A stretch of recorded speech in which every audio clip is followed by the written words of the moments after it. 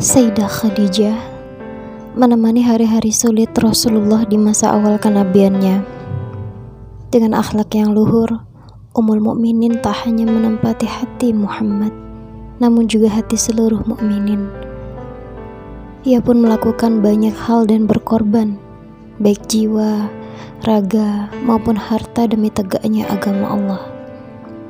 Di masa jahiliyah, Sayyidah Khadijah merupakan penganut agama Nabi Ibrahim yang lurus.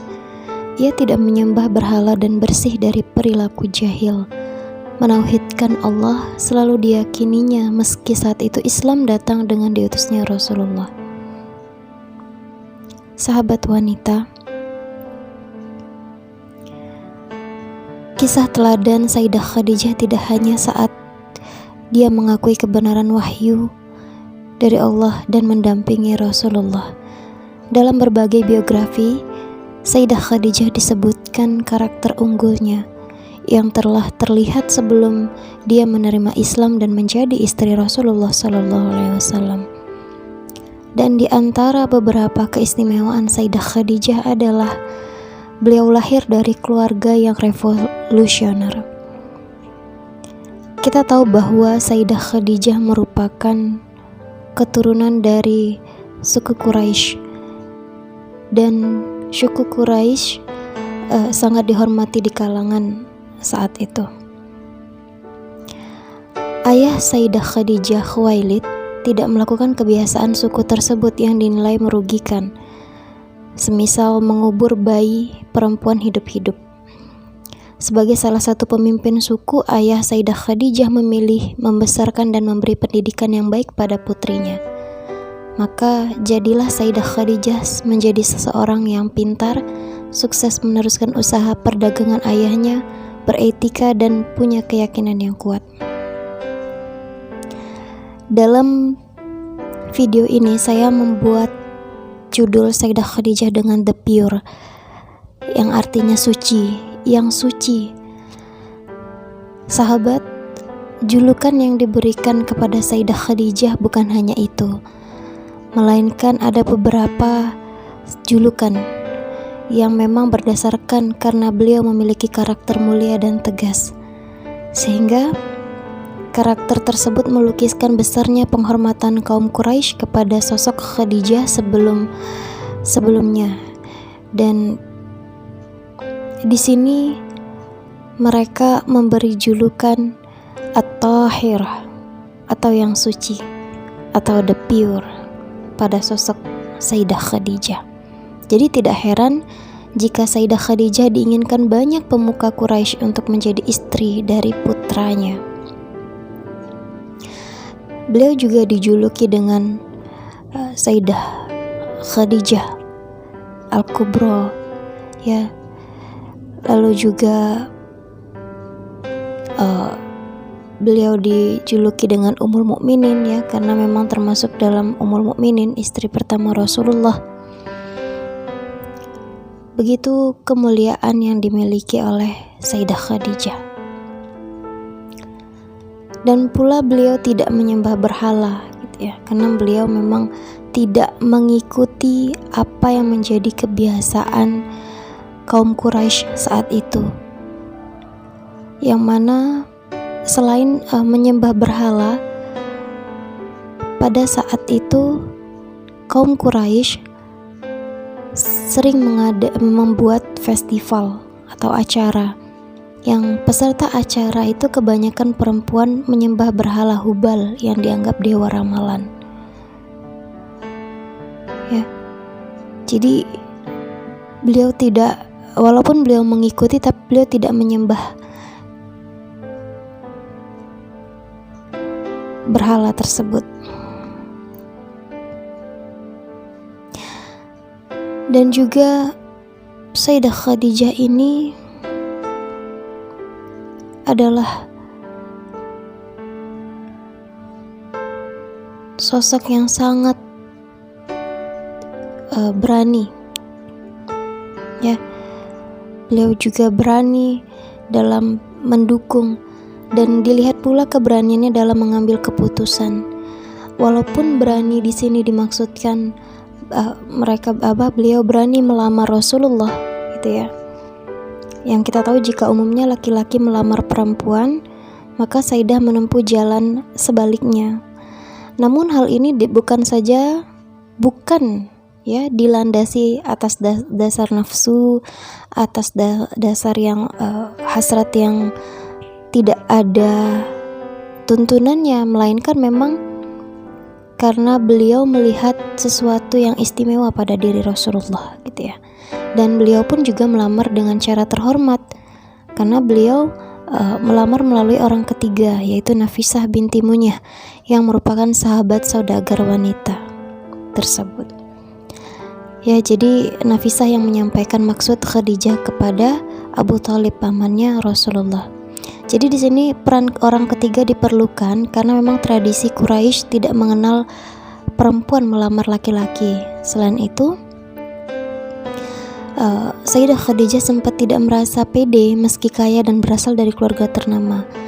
Karena apa? Kita tahu perbedaan usia yang sangat jauh di antara Sayyidah Khadijah dan juga Rasulullah.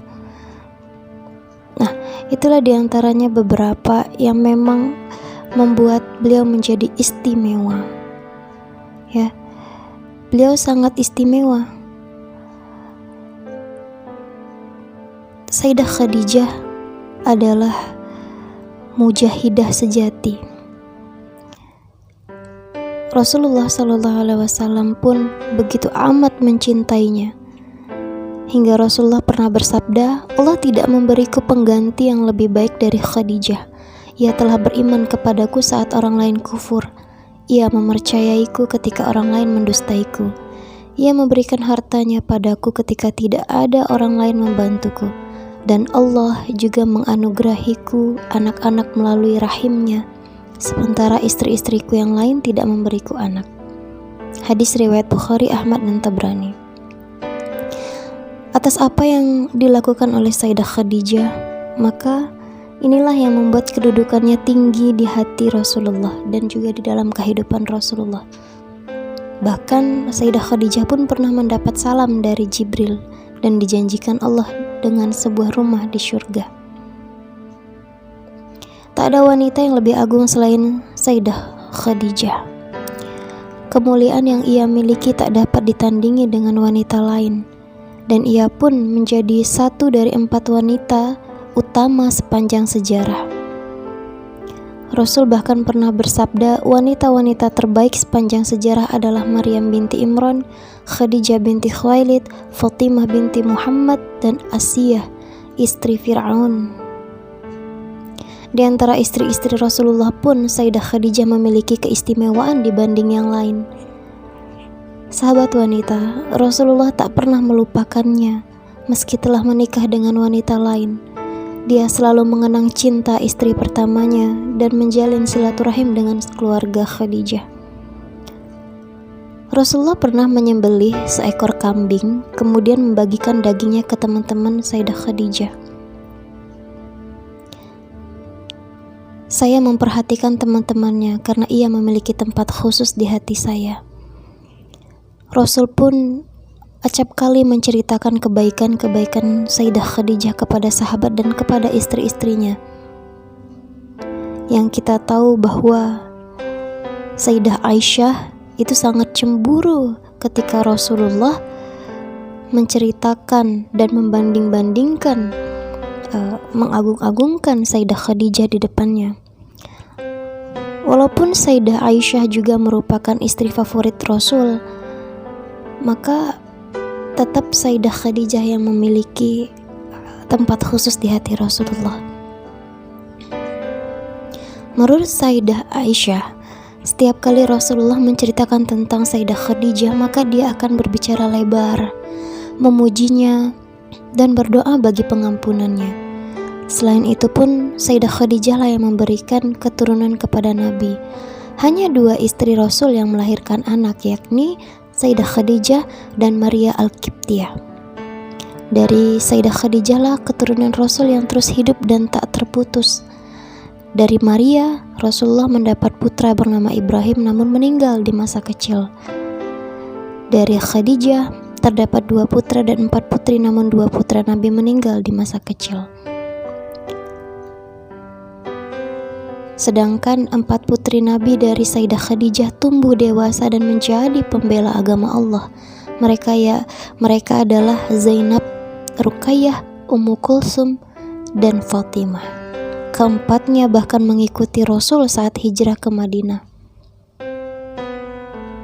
3 putri pertama Rasul meninggal ketika Rasulullah masih hidup, sementara si bungsu Fatimah sempat memberikan cucu kepada Rasul, yakni Hasan dan Husain. Masya Allah, inilah kenangan terhadap pribadi mulia Sayyidah Khadijah. Saya ingin juga berbagi kisah mengenai permintaan terakhir dari Sayyidah Khadijah.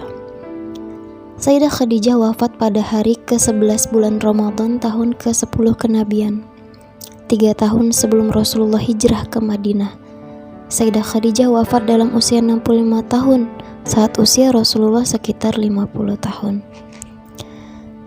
Diriwayatkan ketika Khadijah sakit menjelang ajal, Sayyidah Khadijah berkata kepada Rasulullah SAW, "Aku memohon maaf kepadamu ya Rasulullah, kalau aku sebagai istrimu belum berbakti kepadamu."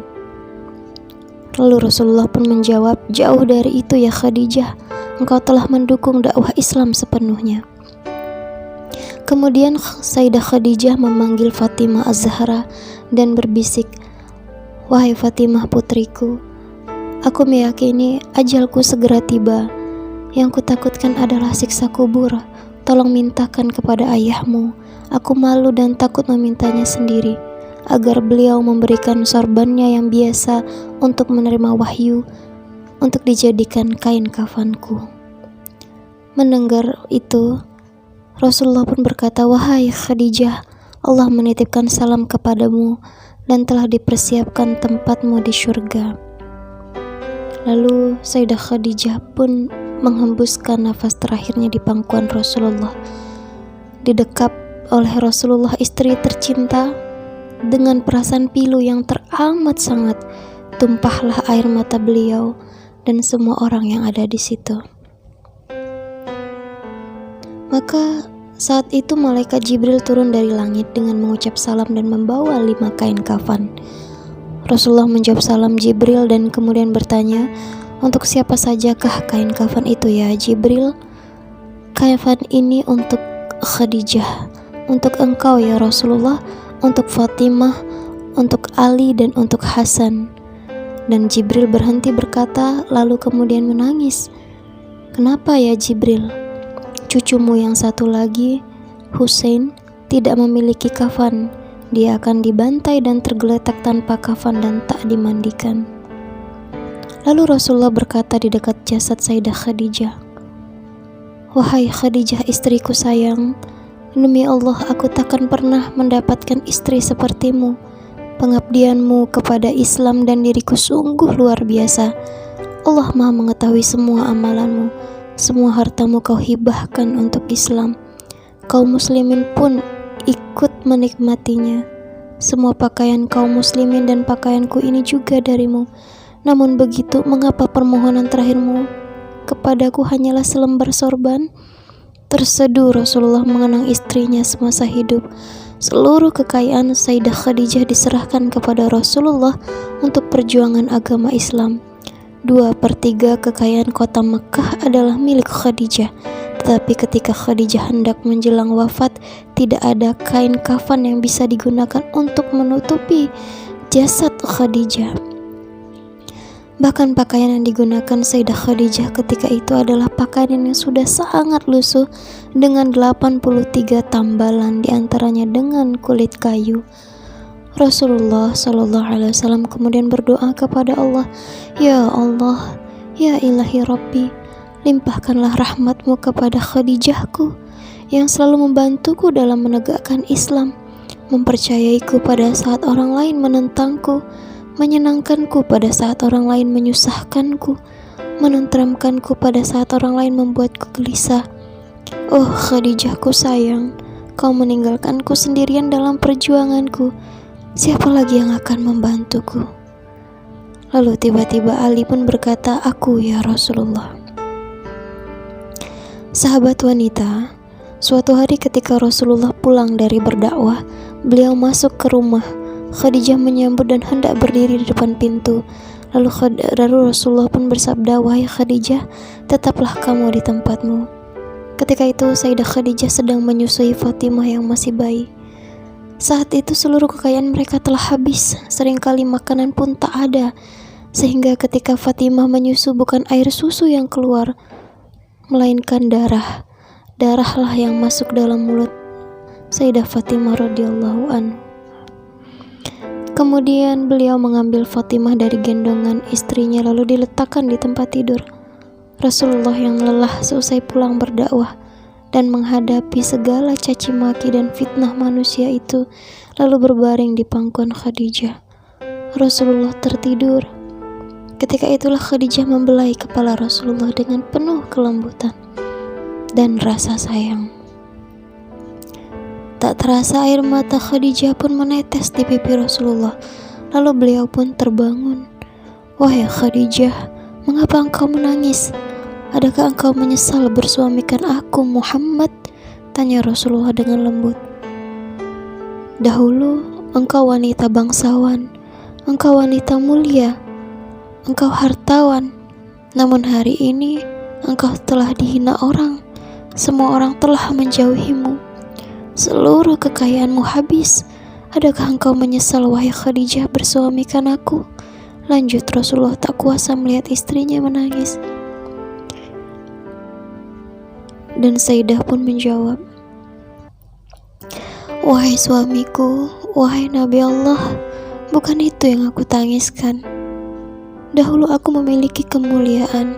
Kemuliaan itu telah aku serahkan untuk Allah dan Rasulnya. Dahulu aku adalah bangsawan. Kebangsawan itu juga aku serahkan untuk Allah dan Rasulnya. Dahulu aku memiliki harta kekayaan. Seluruh kekayaan itu pun telah aku serahkan untuk Allah dan Rasulnya. Wahai Rasulullah, sekarang aku tak punya apa-apa, tetapi engkau masih terus memperjuangkan agama ini. Wahai Rasulullah, sekiranya nanti aku mati, sedangkan perjuanganmu ini belum selesai. Sekiranya engkau hendak menyeberangi sebuah lautan, sekiranya engkau hendak menyeberangi sungai, namun engkau tidak memperoleh pun jembatan, maka galilah lubang kuburku, ambillah tulang belulangku, jadikanlah sebagai jembatan untuk engkau menyeberangi sungai itu supaya engkau bisa berjumpa dengan manusia dan melanjutkan dakwahmu. Ingatkan mereka tentang kebesaran Allah, ingatkan mereka kepada hak, ajak mereka kepada Islam wahai Rasulullah." Karena itu peristiwa wafatnya Siti Khadijah sangat menusuk jiwa Rasulullah. Alangkah sedih dan pedihnya perasaan Rasulullah ketika itu, karena dua orang yang dicintainya yaitu Sayyidah Khadijah istrinya dan pamannya Abu Thalib telah wafat. Sahabat wanita, tahun itulah yang disebut sebagai Amul Huzni, tahun kesedihan dalam kehidupan Rasulullah. Ya Rasulullah, duka kami atas kedukaanmu. Syafaatilah kami agar mampu meneladani kemuliaan Sayyidah Khadijah tercintamu.